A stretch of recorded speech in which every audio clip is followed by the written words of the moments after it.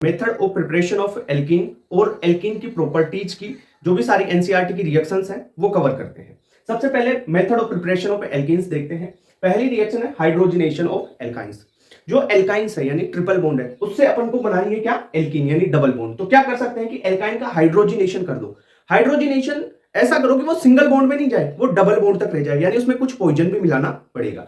तो पहला अपन क्या करते हैं, ये एल्काइन ले लिया ट्रिपल बॉन्ड, इसमें H2PDC डाल दो या आप H2PDVSO4 डाल सकते हो। जो H2PDVSO4 है इसको अपन बोलते हैं लिडलार कैटेलिस्ट। इसको क्या बोलते हैं, लिडलार कैटेलिस्ट। इनके साथ में सल्फर डाल सकते हो या क्विनोलिन डाल सकते हो। क्विनोलिन या कैल्शियम कार्बोनेट भी आप डाल सकते हो। क्विनोलिन क्या होता है, ये देखो क्विनोलिन के स्ट्रक्चर देख लो, यहां पे नाइट्रोजन, ये ठीक है, ये है तुम्हारा क्विनोलिन। अब यहां पे जो BSO4 है या कोक है, ये क्या काम करता है, ये इस हाइड्रोजनेशन को रोकने का काम करता है। इसमें एक पॉइजन की तरह काम करेगा। ये ट्रिपल बॉन्ड को डबल बॉन्ड तक तो करवाने देगा पर डबल से सिंगल नहीं करवाने देगा। ठीक है, डबल से सिंगल में नहीं जा पाएगा। यानी यहां पे क्या होगा, RC डबल बॉन्ड CR', ये तो बन गया। अब देखो जो यहां पे हाइड्रोजन H2 लगेगा वो किस फॉर्मेट में लगेगा, वो सिस पोजीशन में लगेगा, क्योंकि ये है ना H2PDBSO4 H2PDC, ये सिस एडिशन करता है, सिन एडिशन करता है सेम साइड। तो जो हाइड्रोजन लगेंगे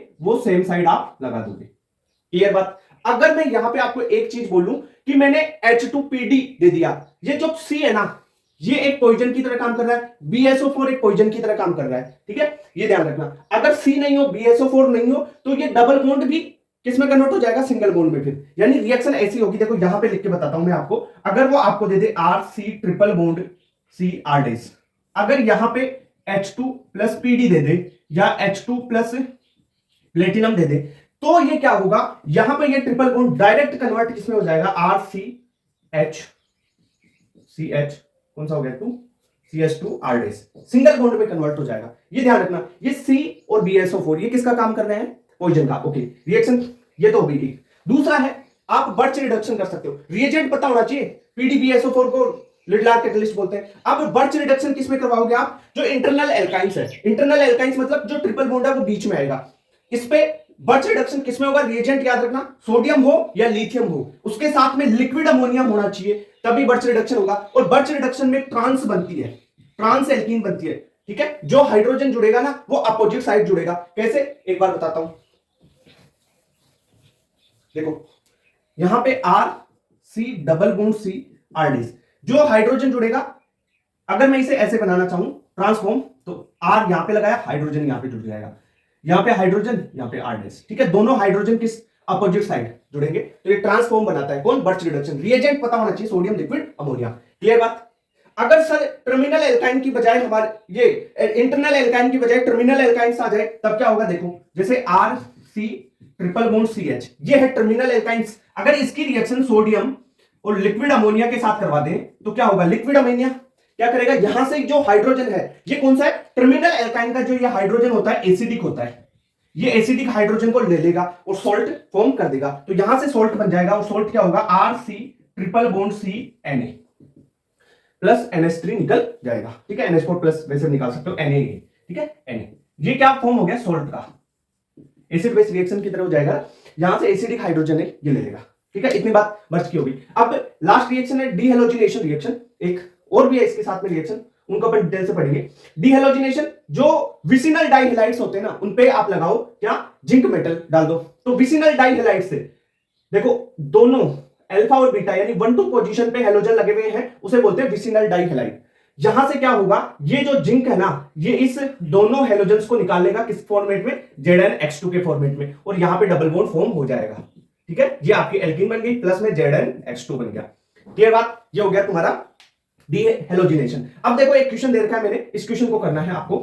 बताओ, देखो इस क्वेश्चन को सोल्व करते हैं। ट्रिपल बॉन्ड दे रखा है, पहले आपको रिएक्शन करवानी है सोडियम लिक्विड अमोनिया के साथ में। तो मैंने अभी बताया कि जो सोडियम लिक्विड अमोनिया है बर्च रिडक्शन की तरह काम करता है। बर्च क्या देता है, ट्रांसफॉर्म देता है। तो ये क्या बना देगा, CH3C, यहां पे एक हाइड्रोजन इधर लग गया, डबल बॉन्ड C, ये हाइड्रोजन यहां पे, और C2H5 ये। ठीक है, ये ट्रांस हो गया इसका, ये बना दिया। अब देखो सोडियम दे रखा है प्लस ND3 दे रखा है, डी ड्यूटेरियम हाइड्रोजन का आइसोटोप। तो भाई कोई दिक्कत नहीं है भाई, यहां पे H था तो अपन हाइड्रोजन लगा देते, डी है तो डी लगा देंगे। तो क्या बन जाएगा ये CH3C, यहां पे D, double bond C, C2H, यहां पे D, ठीक है, और ये C2H5। क्लियर बात? ओके। अब देखो H2 प्लस PDPSO4 देता है। H2 प्लस PDPSO4 क्या करता है? सिस फॉर्मेट देगा। ये दोनों तो बर्च थे, ये दोनों तो क्या थे? बर्च।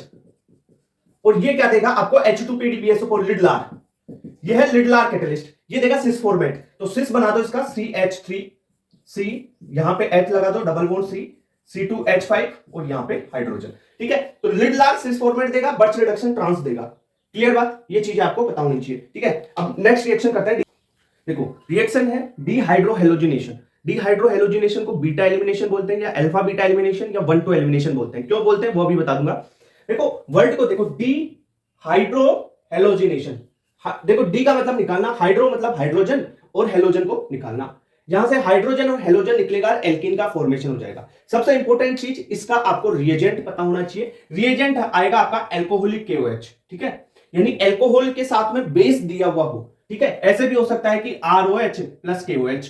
ठीक है, एल्कोहल के साथ में कोई बेस दिया हुआ हो तो भी आप बोल सकते हैं कि वहां पे डिहाइड्रोहेलोजिनेशन होगा। ओके, अब देखो कैसे, शॉर्टकट तरीका तो ये है कि हाइड्रोजन, ये हेलोजन है, ये अल्फा पोजीशन, ये बीटा। ठीक है, अल्फा और बीटा, बीटा से हाइड्रोजन निकाल लो, अल्फा से हेलोजन, ये निकल गया तो क्या बचेगा? CH2 double bond CH2। ये तो ट्रिक हो गई, CH2 double bond CH2, alkene का फॉर्मेशन हो गया, प्लस में HX आपका निकल जाएगा। अब देखो मैकेनिज्म क्या है इसकी, ये मैंने इसको ओपन करके लिख दिया। इसमें जो OH माइनस है, बेस से लिया अपन ने, alcoholic KOH, OH minus. OH minus आप बताओ, ये हेलोजन, इसके पास क्या है? Lone pair. क्या ये इधर से आके अटैक कर सकता है क्या? इधर से आएगा और इस हाइड्रोजन को निकालना है, इस हाइड्रोजन को निकालना है। क्या इधर से आ पाएगा? नहीं, क्योंकि यहां पे जो ये इलेक्ट्रॉन्स है, ये भाई OH माइनस नेगेटिव को, नेगेटिव क्या करता है? रिपेल करेगा, तो इधर से ये आने नहीं देगा। तो अब ये कहां से आएगा? अब ये पीछे से आएगा। अटैक कहां से करेगा? पीछे से। पीछे से अटैक किया, OH माइनस H प्लस को निकाल लेगा, जो दोनों इलेक्ट्रॉन है वो यहां पे शिफ्ट होंगे और यहां से आपका X माइनस निकल जाएगा। यानी एक ट्रांजिशन स्टेट आपको दिखेगी कि देखो OH माइनस हाइड्रोजन के साथ जुड़ रहा है, यानी यहां पे बॉन्ड फॉर्म हो रहा है। हाइड्रोजन और CH2 का ये बॉन्ड टूट रहा है, तो यहां पे बॉन्ड ब्रेकिंग लिख दूं मैं। ये बॉन्ड बन रहा है, बॉन्ड फॉर्मेशन, जो ये इलेक्ट्रॉन यहां पे आ रहे हैं, और जो हेलोजन है उसका बॉन्ड क्या हो रहा है? ब्रेक हो रहा है। ये एक ट्रांजिशन स्टेट बनती है यहां पे। ठीक है, ट्रांजिशन स्टेट। ठीक है, इंटरमीडिएट कोई नहीं बनता। अब क्या होगा? ये बॉन्ड फॉर्म हो जाएगा, यानी वाटर बन जाएगा।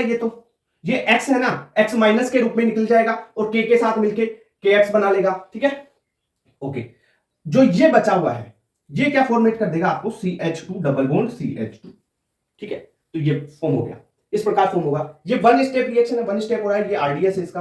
ओके, ट्रांजिशन स्टेट बन रही है इसमें। इसकी रेट कैसे लिख सकते हो? जो भी एल्किल हैलाइड लिया है उसकी पावर 1, बेस की पावर 1। ठीक है भाई, बेस और एल्किल हैलाइड दोनों लिए ना आपने, एल्किल हैलाइड और बेस, इस पे डिपेंड करती। इसे बोलते हैं E2 एलिमिनेशन। E2 एलिमिनेशन बोलते हैं, इसे बोलते हैं क्या? E2 elimination. और दूसरी बात क्या, सुनो, इसमें क्या हो रहा है? Anti elimination. OH माइनस पीछे से आया, इस H प्लस को निकाला। जो ये H है, ये और जो ये X है, इसकी पोजीशन देखो, दोनों अपोजिट है, एंटी साइड में है, दोनों एंटी है, तो दोनों निकल रहे हैं, तो एंटी एलिमिनेशन, एंटी साइड से निकल रहे हैं। ठीक है, इसलिए क्या बोलेंगे? एंटी एलिमिनेशन बोलते हैं। बहुत काम आएगा, लेवल अप कर दिया क्वेश्चंस का, तो एंटी एलिमिनेशन की ट्रिक काम आएगी। ठीक है, एंटी एलिमिनेशन कॉन्सेप्ट की ट्रिक क्या है? अब देखो रेट ऑफ रिएक्शन के क्वेश्चन आते हैं इसमें, कि इस रिएक्शन की रेट किस पे डिपेंड करेगी। पहली चीज तो जो हैलाइड्स है, ये हैलाइड, इनकी आप देख लो बॉन्ड एनर्जी। अगर बॉन्ड एनर्जी ज्यादा है तो भाई वो टूटने में मुश्किल होगी, बॉन्ड को तोड़ने में मुश्किल होगी, तो उसकी रेट ऑफ रिएक्शन क्या हो जाएगी? कम हो जाएगी। और बॉन्ड एनर्जी किसकी ज्यादा है? फ्लोराइड की ज्यादा है क्लोराइड से, तो जिसकी बॉन्ड एनर्जी ज्यादा, रेट ऑफ रिएक्शन कम। यानी फ्लोराइड की बॉन्ड एनर्जी ज्यादा, रेट ऑफ रिएक्शन कम। यानी आयोडीन की बॉन्ड एनर्जी कम, तो रेट ऑफ रिएक्शन ज्यादा। क्लियर बात? तो ये चीज समझ में आ गई। अब आप देख सकते हो, जो एल्किल हैलाइड है, उसमें एल्किल ग्रुप है, एल्किल ग्रुप, एल्किल जो R ग्रुप है, उसको भी देख सकते हो कि जो 3 डिग्री है उस मोर स्टेबल, तो उसकी रिएक्टिविटी ज्यादा होगी 2 डिग्री से बजाय 1 डिग्री के। ठीक है, तो ये रेट ऑफ रिएक्शन की ये ऑर्डर भी पता होना चाहिए। दूसरी बात, अगर कोई एल्कीन फॉर्मेशन क्या हो रहा है एल्कीन का, अगर एल्कीन स्टेबल बन रही है, अगर कोई चीज स्टेबल बन रही है तो वो बनना चाहेगी, यानी रेट ऑफ रिएक्शन उसकी ज्यादा होगी। तो rate of reaction directly proportional होती है एल्कीन की। ये 3 कॉन्सेप्ट याद रख लो, रेट ऑफ रिएक्शन का कोई क्वेश्चन गलत नहीं होगा यहां से। ठीक है, डिहाइड्रोएलोजिनेशन रिएक्शन। ओके, अब देखो इसमें जो एल्कीन बनती है वो मोर स्टेबल बनाना अपने को। भाई मोर स्टेबल एल्कीन क्या होगी? मेजर प्रोडक्ट बनेगी। अब इसमें एक चीज चलती है कि सेथजेब प्रोडक्ट और हाफमान प्रोडक्ट, ये होते क्या है वो भी समझाता हूं। देखो मेजर कौन सा प्रोडक्ट बनेगा, जो एल्कीन स्टेबल बन रही है, ध्यान रखना भाई। दो बीटा हो सकते हैं, बीटा दो हो सकते हैं, तो दो जगह से हाइड्रोजन निकल सकता है ना, तो कौन सी जगह से निकालेंगे, जहां पे एल्कीन क्या बन रही हो, मेजर। अब देखो एक चीज समझो, फिर क्वेश्चन के थ्रू समझाता हूं, एक बार देख लो इसको। सेथजेब प्रोडक्ट कौन सा बनेगा, मोर सब्स्टिट्यूटेड एल्कीन्स का, यानी अल्फा कार्बन ज्यादा होने चाहिए, वो प्रोडक्ट सेथजेब प्रोडक्ट कहलाता है। और हाफमान प्रोडक्ट कौन सा होगा, ऐसा जिसमें लेस सब्स्टिट्यूटेड एल्कीन्स हो, यानी एल्कीन के पास में देखोगे तो अल्फा कार्बन कम होंगे तो वो हाफमान होगा, अल्फा कार्बन ज्यादा तो वो सेथजेब। फॉर एग्जांपल इससे समझाता हूं इसको, आपको रिएक्शन करवानी है डिहाइड्रोएलोजिनेशन, कैसे पहचानोगे, आपको एल्कोहलिक KOH मिल जाए, यानी ये बीटा एलिमिनेशन है। यहां पे देखो जो ब्रोमीन लगा हुआ है, ये अल्फा कार्बन, ये आपका बीटा कार्बन और ये है बीटा कार्बन, ठीक है। अब मैं हाइड्रोजन यहां से निकालूं या यहां से, एक बार निकाल के देख लेता हूं। जहां से हाइड्रोजन रिमूव करूंगा, अगर हाइड्रोजन यहां से रिमूव करूं तो क्या बनेगा, CH3 CH double bond CH bond CH3, यानी ये हाइड्रोजन और ये Br निकाल दिया तो ये बन जाएगा। दूसरा प्रोडक्ट क्या बन सकता है, अगर मैं इस बीटा वाली पोजीशन से निकाल दूं तो क्या बनेगा, CH3 CH2 CH double bond CH2, यही बन रहा है आपका। क्लियर बात। अब देखो जो एल्कीन है उसको देख लो आप, ये एल्कीन है और यहां पे ये एल्कीन है, मोर सब्स्टिट्यूटेड, यानी इस एल्कीन पे सब्स्टिट्यूट ज्यादा लग रहे हैं, दो लगे हुए, दो CH3 ग्रुप लगे हुए हैं, यानी अल्फा कार्बन ज्यादा है, CH3 ग्रुप ज्यादा है, तो इसे बोलेंगे सेथजेब प्रोडक्ट। ये क्या है, सेथजेब, सेथजेब प्रोडक्ट।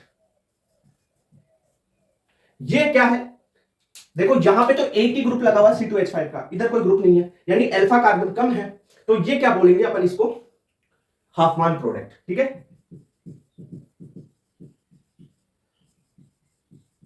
अब एक चीज सुनना, आपको कभी भी ये नहीं लगाना है कि सेथजेब ही हमेशा स्टेबल एल्कीन होगी, नहीं, कई बार ट्यूशन में गलत हो जाता है, ध्यान रखना। तो आपको स्टेबल एल्कीन कैसे देखनी है, ये आपको क्या देखना है, जो एल्कीन है ना उसके अल्फा हाइड्रोजन देख लो, ठीक है, यानी हाइपर कॉन्जुगेशन इफेक्ट, रेजोनेंस, ठीक है, एरोमेटिसिटी बन रही है, तो उन चीजों को आप देखोगे, ठीक है, कॉन्जुगेशन बन रहा है, यानी जो एल्कीन की स्टेबिलिटी देखनी है प्रोडक्ट में।